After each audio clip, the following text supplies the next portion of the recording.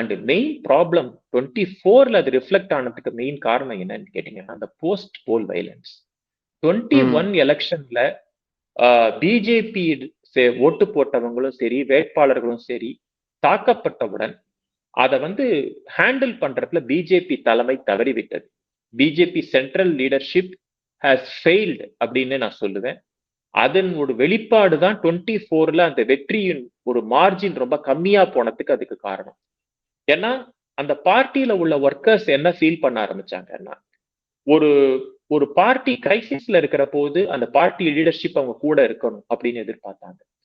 எங்கேயுமே எதிர்பார்க்காத ஒரு பிரச்சனை, எங்கேயுமே நம்ம நடக்காத ஒரு சம்பவம் என்னன்னு கேட்டீங்கன்னா, அந்த கட்சியை சேர்ந்தவர்கள் அகதிகளாக பக்கத்து மாநிலத்துல போய் தஞ்சம் புகுந்தார்கள். அஸ்ஸாம்லயும் கொஞ்சம் பேர் ஒடிசாலையும் தஞ்சம் புகுந்தாங்க. அப்ப இருக்க அந்த இப்போ இருக்க ஹிமந்த பிஸ்வ சர்மா அப்போ எல்லாருக்கும் ஷெல்டர்ஸ் கிரியேட் பண்ணி அவங்கள பாதுகாத்தார்.